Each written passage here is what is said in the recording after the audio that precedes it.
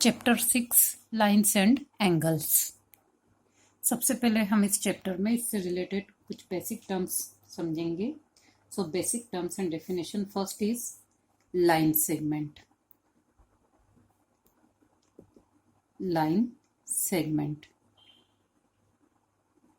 So what is a line segment? Line segment is a part of line which have two endpoints.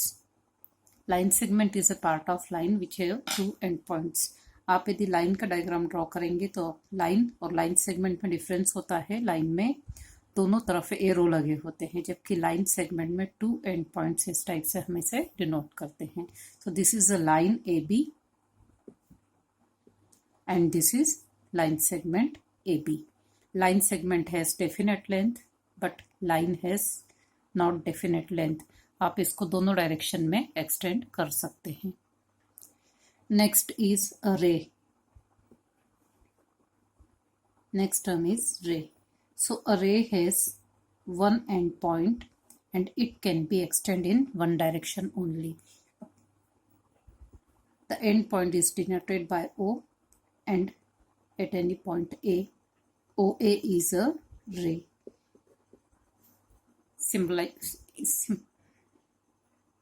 Symbolic representation of ray is OA. So first is line segment and second is ray. Next term is collinear points.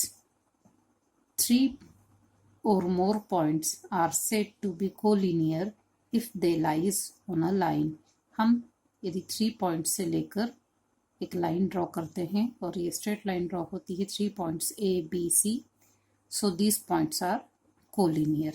But non-collinear points, non-collinear means any 3 points A, B, C. These points are not lies on a line. So these are non-collinear points. This is collinear. Collinear means in a line. And non collinear जो कि line में ना हो, non collinear.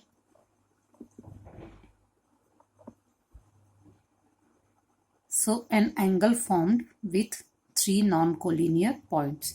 Suppose A is a point, B and C. If we draw rays AB and AC, so BAC is known as angle BAC. A से originate हुई है रे AB and AC. So this is angle BAC. Here AB and AC are arms of the angles and A is known as vertex of the angle. On the basis of measurement, we can classify angle in different types. First is acute angle.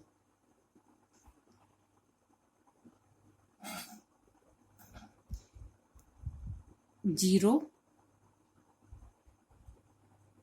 greater than from 0 and less than from 90. All the angles less than or from 90 are known as acute angle. Right angle. An angle of measurement 90 degree is known as right angle. Obtuse angle.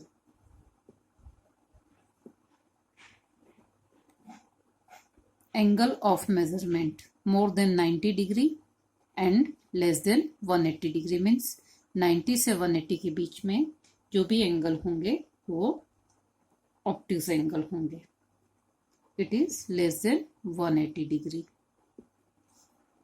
Straight angle. Next is straight angle.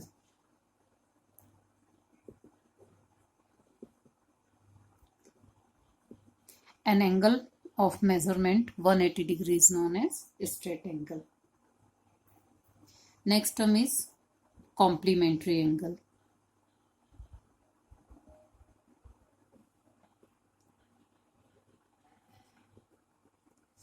Whose sum is 90 degree. Two angles are said to be complement of each other if there sum is 90 degree. दो angle complementary होंगे यदि उनका sum 90 degree होगा। Supplementary angles,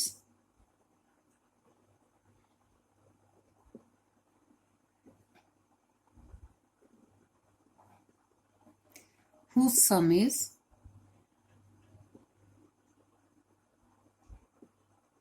180 degree. यदि दो angle का sum 180 degree है तो एंगल सप्लीमेंट्री होंगे। Next is adjacent angles. Adjacent angles,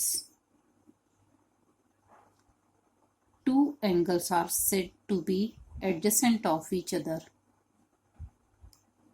दो एंगल एडजेसेंट होंगे जब कंडीशन गिवन है। सपोज यहाँ पॉइंट्स है A B C and D. यहाँ थ्री एंगल्स फॉर्म हो रहा है। एक angle B A C, second is angle DAC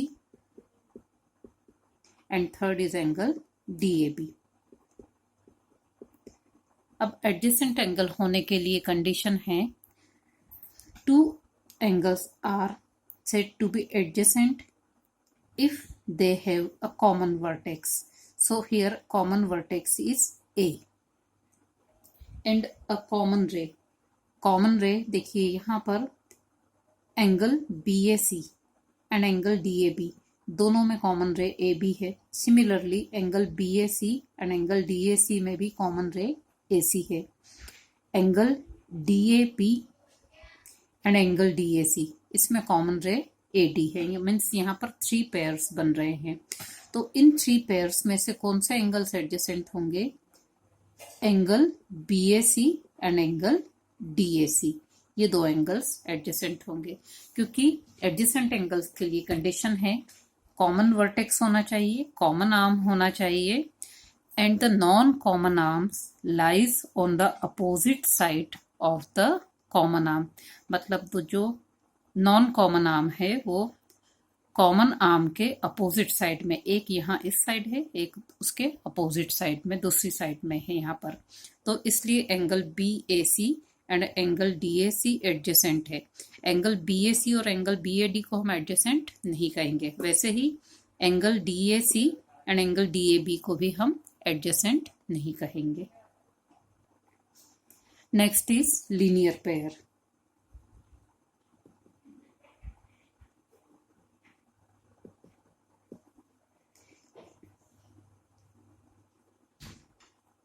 In adjacent angles, if non-common arm form a line, then the angle are said to be forming linear pair. Here BAC and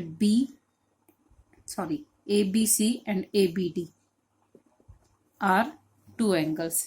Common arm is BA and non-common arm is BC and BD.